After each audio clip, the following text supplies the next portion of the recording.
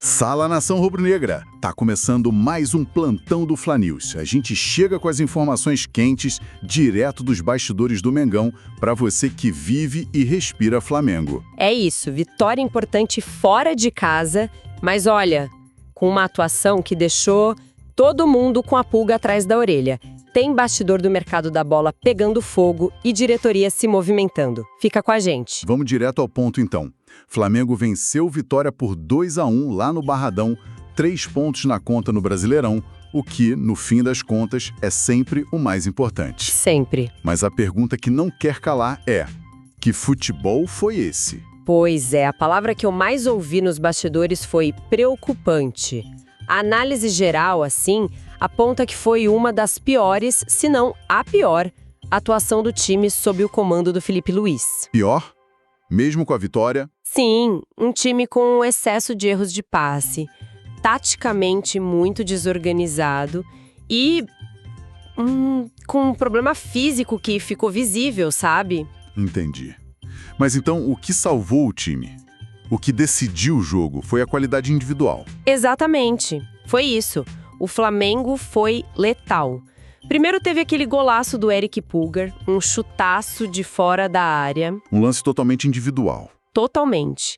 Depois, já no final do primeiro tempo, uma jogadaça do Cebolinha, que driblou o zagueiro, foi pra dentro e marcou. E claro, não podemos esquecer do Rossi. O pênalti. Defendeu o pênalti do Renato Kaiser. Se aquela bola entra, o cenário do jogo era completamente outro. A pressão seria imensa. E o que disse o comandante sobre isso? O Filipe Luís reconheceu essa atuação ruim na coletiva? Reconheceu e totalmente. Ele disse que a sensação foi parecida com a do ano passado, lembrando daquela outra vitória sofrida lá no Barradão. Ou seja, ele sabe que o problema é recorrente. Exato. Ele admitiu que a equipe perdeu muitas bolas, não conseguiu sair do próprio campo de defesa e falou com todas as letras que tem muito caminho a percorrer. O alerta com certeza tá ligado lá no ninho. E isso me leva a um dos pontos mais comentados, que é o dilema tático. A escalação do Lucas Paquetá atuando quase como um ponta-direita. Uma contratação caríssima sendo usada fora de posição. Qual a lógica disso? Essa é a grande discussão do momento. O Filipe Luís até explicou a ideia tática por trás disso. Sem a bola, a ideia era o Paquetá avançar para a ponta direita e fazer a marcação-pressão lá na frente na saída do adversário. Ok, uma função defensiva. E com a bola? Com a bola, ele deveria recuar, vir para dentro para jogar como um meia-direita. A teoria era essa. E na prática? Funcionou? Os números dele dizem o quê? Não funcionou. De jeito nenhum. No primeiro tempo, o Paquetá tocou na bola, se não me engano, apenas 3 vezes. Só 3 vezes? 3 vezes e errou os 3 passes. Ele ficou totalmente sacrificado no esquema.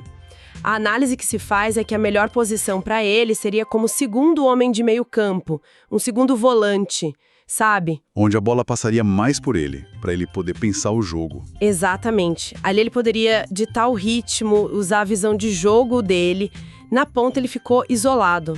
Isso nos leva ao esquema como um todo, o 4-2-4. A impressão que fica é que ele está matando o futebol de alguns jogadores importantes, não só o do Paquetá. A análise é dura, mas é por aí, sim. Nesse esquema, tanto o Paquetá quanto o Pedro ficam muito subutilizados. E o Pedro, como ele é afetado. O Pedro fica isolado, cara. Ele fica sem função porque o time não tem a estrutura para abastecer um centroavante fixo numa linha de 4. Ele é um finalizador, precisa da bola na área. E a bola não chega. Não chega. A avaliação geral é que o Filipe Luís tá, de certa forma, desperdiçando talentos ao insistir nesse sistema sem ter as peças ideais, especialmente na saída de bola, que hoje depende demais do Léo Ortiz, que também não vive uma grande fase. Nação, só uma pausa bem rápida aqui no nosso plantão. Se você está gostando de receber a notícia do Mengão assim, sem enrolação, direto ao ponto, então senta o dedo no like, Isso. se inscreve aqui no plantão do Fla News e já compartilha esse vídeo com os amigos rubro-negros no grupo. É isso aí, isso ajuda demais o nosso canal a crescer e a gente a continuar trazendo mais exclusivas, mais informação quente, direto do Ninho do Urubu para vocês. Contamos com a força da nação. Valeu, galera! Agora, vamos voltar para os bastidores, para as notícias de escritório. A diretoria parece estar atenta e agindo rápido para renovar com Everton Araújo. O que você traz pra gente sobre isso? A informação é quente, sim. O Flamengo vai iniciar as conversas já nos próximos dias e o motivo principal é o assédio de outros clubes. Assédio? De onde? Clubes da Europa e até que de dentro o Grêmio demonstrou interesse. Então, a ideia do Flamengo é dar uma valorização salarial para ele, já que o salário dele ainda é considerado intermediário, e principalmente aumentar a multa rescisória. Blindar o jogador. Exato, se proteger. O contrato atual vai até 2028 e a tendência é que eles estendam até 2030. Internamente, a avaliação é que ele tem um potencial gigante, tanto de retorno esportivo quanto financeiro. Ótima notícia, então. E falando em mercado, o nome do Richarlison, o Pombo, voltou a ser especulado. Só que dessa vez, o próprio jogador respondeu, não foi isso? Respondeu e foi, assim, com os 2 pés no peito do jornalista. O atacante usou o Instagram para desmentir na hora uma notícia do Bruno Andrade, da UOL e da ESPN. E o que dizia a matéria? A matéria dizia que a prioridade do Richarlison seria a Arábia Saudita. Aí o Richarlison repostou a notícia e disparou, num tom de desabafo mesmo, que o jornalista vem há 2 anos soltando notícias falsas sobre ele. Pediu para ele buscar as informações corretas. Nossa, foi direto. Ou seja, a chance dele vir para o Flamengo continua sendo apenas o que era antes. Especulação. Apenas especulação, exato. E vale a pena lembrar um ponto importante. A torcida do Flamengo... A torcida está dividida. Muito dividida. Segundo algumas enquetes recentes, a grande maioria, coisa de 90%, mostra uma certa resistência à contratação dele. E por quê? Muito por causa de declarações antigas do jogador, provocações contra o Flamengo no passado. Isso pesa, né? O fator emocional conta muito. Com certeza. Bom, resumindo o nosso plantão de hoje, nação, vitória conquistada, mas um futebol que liga o sinal de alerta. Liga e liga forte. O Filipe Luís com um quebra-cabeça tático enorme nas mãos para não desperdiçar o talento do Paquetá e do Pedro. E nos bastidores, a diretoria se mexe para segurar o Everton Araújo, que é futuro, e o Richarlison bota a boca no trombone contra o que ele chama de fake news. E fica uma reflexão final no ar para a torcida, né? A teimosia de um treinador em seu esquema preferido pode custar o brilho dos seus principais talentos. É a grande questão. O Flamengo vai ter que encontrar um equilíbrio entre o sistema tático e a genialidade individual, se quiser de fato brigar por todos os títulos do ano. A resposta para isso, só o tempo e, claro, as próximas partidas vão dizer. É isso, nação. Fiquem ligados aqui no canal para mais informações a qualquer momento. Tem uma coisa no futebol que sempre me chama a atenção, que é a diferença entre o resultado e a performance. E a gente tem um caso perfeito para analisar hoje. O Flamengo ganha do Vitória por 2-1, fora de casa. Vitória importante, em tese. Exato. Na teoria, missão cumprida, 3 pontos no bolso. Só que aí, na coletiva, o técnico, Filipe Luís, ele meio que ignora a vitória e vai direto na ferida. É verdade. Ele aponta uma falha que, na cabeça dele, é fundamental. Totalmente. Parece bem incomodado com o que está vendo em campo nesse início de temporada. Muito incomodado. Então, o nosso papo aqui vai ser para tentar entender o que está por trás dessa insatisfação. Claramente não é só pelo placar magro. Não mesmo. Parece ser algo mais profundo, sabe? Um desalinhamento com a filosofia de jogo que ele quer ver. Exato. A pergunta que fica é: que detalhe é esse que, nas palavras do próprio treinador, ainda não funciona no Flamengo? E essa sinceridade pós-vitória é um prato cheio pra gente. É raro um técnico, depois de ganhar, abrir o jogo dessa forma. Pois é. Geralmente o discurso é mais protocolar, né? O importante foram os 3 pontos. Sim, aquela coisa de sempre, Exato. Né? Quando alguém como o Filipe Luís faz isso, nos dá uma janela direta para a mentalidade e para o nível de exigência que ele quer implementar. Boa. O nosso foco não vai ser no 2-1, mas sim na ideia de jogo que ele está tentando construir e que, pelo visto, está sofrendo para engrenar. Ótimo! Então vamos começar pelo que parece ser o centro de tudo. O artigo traz a frase exata do Filipe Luís que acendeu o alerta. A frase-chave. Ele diz o seguinte, abrindo aspas: "Não estamos conseguindo controlar o jogo com bola como gostaríamos." Essa é a parte que eu preciso corrigir. É uma declaração bem direta. Muito direta e forte, né? É, o coração da questão. E a gente precisa desembrulhar o que significa controlar o jogo com a bola, porque não é só ter, sei lá, 70% de posse. Não, claro. Isso pode não significar nada. O controle que ele busca é o de ditar o ritmo. É o time que decide se a partida vai ser acelerada ou se vai ser mais cozinhada, sabe? Entendi. É ter a capacidade de fazer o adversário correr atrás da bola, se desgastar. E talvez o mais importante é usar a bola como um escudo. Como assim um escudo? A melhor forma de não sofrer ataques é simplesmente não deixar o adversário ter a bola em condições de atacar. Se a bola está com você, o outro time não te ataca. Simples assim. Mas isso não cria o risco de uma posse de bola estéril? Aquela que a gente vê, às vezes, o time toca de lado, toca para trás e não cria nada? Excelente pergunta. É aí que mora o detalhe. A posse de bola pela posse é inútil. Certo. O controle que ele provavelmente quer vem da escola de técnicos como o Guardiola, por exemplo, onde a posse tem uma intenção clara: desorganizar a defesa adversária. A posse com um objetivo. Exatamente. É mover a bola com velocidade e precisão para encontrar espaços. A ideia não é só ter a bola, é movimentá-la de forma inteligente para que em algum momento um jogador apareça livre numa posição vantajosa. E a falta de controle que ele aponta? Talvez seja isso. O time tem a bola, mas não sabe o que fazer com ela. A circulação é lenta, previsível e não machuca o adversário. Entendi. E pior, quando perde a bola, perde de um jeito que deixa o time todo exposto. Faz todo sentido. E ele mesmo parece se conectar aos pontos, o que mostra que ele enxerga o time como um organismo só, não como setores separados. O artigo tem outra fala dele que amarra bem essa ideia. Ele fala: nossa fase defensiva, por tomar gols, a gente culpa a defesa, mas não consigo separar. Vai conectado com o ataque. Isso, vai conectado com o nosso modelo de jogo, nossa pressão, todas as fases do jogo. Exato. O que ele está fazendo, no fundo, é deixar claro que no futebol de hoje, uma coisa está totalmente amarrada na outra. Tudo interligado. Exatamente, ele está dizendo que o gol que o zagueiro falhou em cortar, na verdade pode ter começado com uma decisão errada do ponta lá na frente, que tentou um drible desnecessário, perdeu a bola e pronto. Ativou um contra-ataque mortal. Exatamente. A crítica dele é sobre a engrenagem. Não adianta ter peças boas se elas não giram em sincronia. O problema defensivo do Flamengo, na visão dele, começa quando o time tem a bola no pé, lá no campo de ataque. E a gente não pode esquecer de quem é o Filipe Luís. Ele foi um jogador extremamente inteligente, jogou no mais alto nível na Europa, principalmente sob o comando do Simeone. Um mestre da organização tática. Exato, principalmente defensiva. Será que essa experiência como jogador não o torna ainda mais obcecado por esse controle? Por essa perfeição tática? Sem dúvida alguma. Ele não era um lateral de pura força ou velocidade.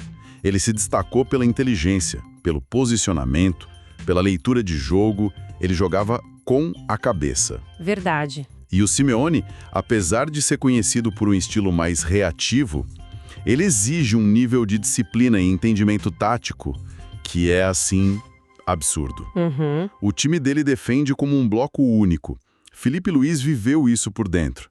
Então, quando ele vira técnico, é natural que ele traga essa bagagem. Faz sentido. Ele não consegue aceitar um time que joga de forma desconectada, sabe?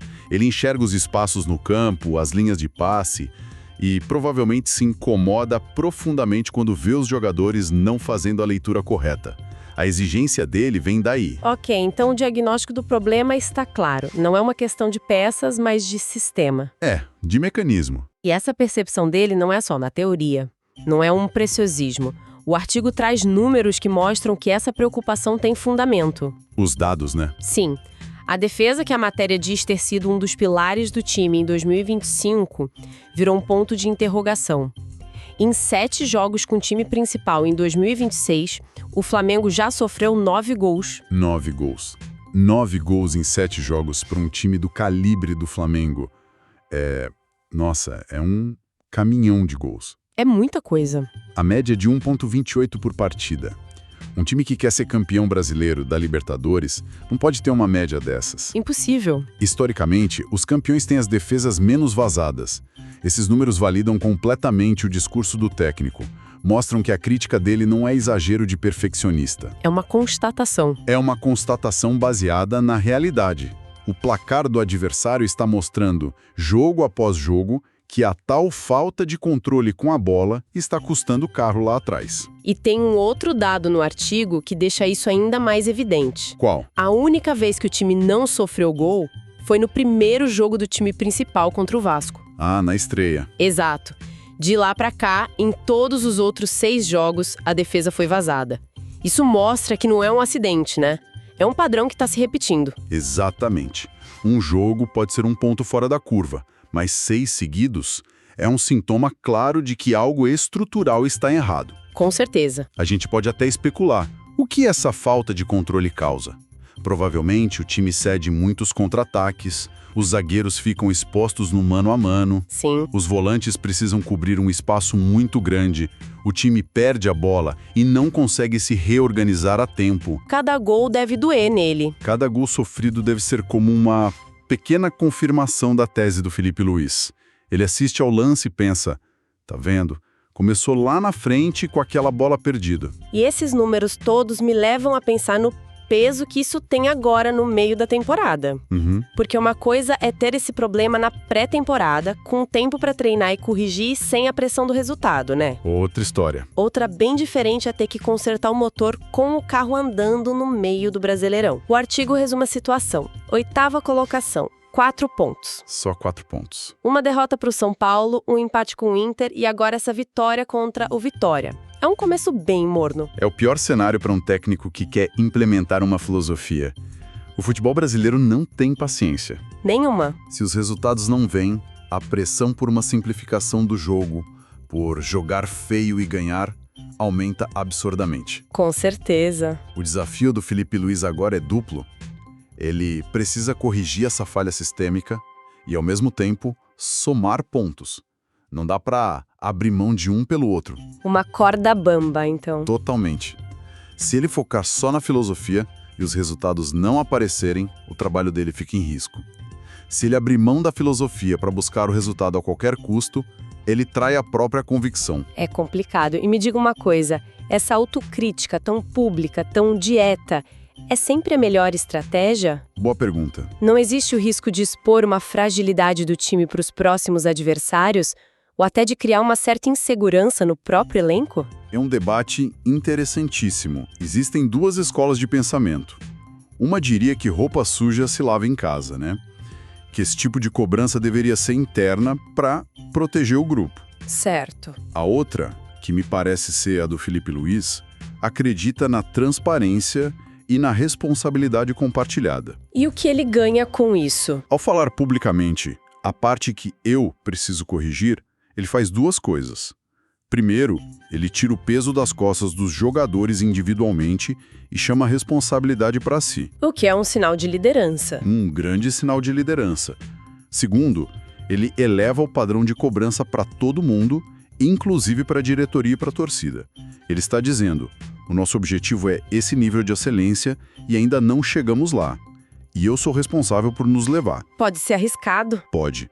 Mas também pode criar uma cultura de comprometimento e de busca incessante pela melhoria. Entendi. É uma aposta na maturidade do grupo e a agenda, como sempre, não perdoa e vai testar essa maturidade imediatamente. Sempre. O artigo cita os próximos jogos. Primeiro, Mirassol, pelo Brasileirão, mas o grande teste vem logo depois, no domingo, dia 15.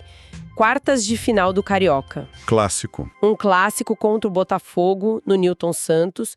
Jogo único, eliminatório. Esse jogo contra o Botafogo virou o palco perfeito. É um clássico que já tem uma carga emocional gigante. É eliminatório, ou seja, não há margem para erro. E o adversário. E é contra um adversário qualificado que certamente vai explorar essa exata fragilidade que o Filipe Luís apontou. Com certeza vai. O Botafogo vai tentar tirar a bola do Flamengo, vai pressionar a saída de bola, vai forçar o erro para contra-atacar, será o teste de fogo para a questão do controle do jogo. Ou seja, será um laboratório de altíssima pressão. Se o Flamengo conseguir, nesse cenário, mostrar evolução, dominar a posse com inteligência, criar chances e não ficar exposto, será uma resposta enorme. enorme. Mas se acontecer o contrário, Se o time for dominado e mostrar os mesmos problemas, a crítica do treinador vai ecoar ainda mais forte. Com certeza. E vamos poder observar detalhes táticos importantes, como o Flamengo vai tentar construir o jogo desde a defesa, os meias vão se movimentar para dar opção. Os atacantes vão segurar a bola sob pressão. Exato. Cada minuto desse clássico será um referendo sobre o diagnóstico do Filipe Luís. A resposta do time nesse jogo vai dizer muito sobre a capacidade do elenco de entender e executar a ideia do treinador. Certo. Principalmente quando tudo está em jogo. Então, para a gente amarrar o que a gente conversou, a vitória sobre o Vitória acabou sendo quase um detalhe. Quase uma nota de roda de pé. Exato. O que realmente importa e que o artigo nos ajudou a enxergar é essa fissura no projeto de jogo do Flamengo. Não é um problema de um zagueiro que falhou ou de um atacante que perdeu o gol. Não individual. Mas uma dificuldade do time inteiro em executar a principal ideia do seu técnico: controlar o jogo através da bola. Exato. E o ponto que, para mim, fica de tudo isso é a coragem e a clareza do técnico. Em um ambiente que muitas vezes vive de aparências, ele vai a público e diz basicamente: O quê? não estamos jogando do jeito que eu quero e a culpa é minha.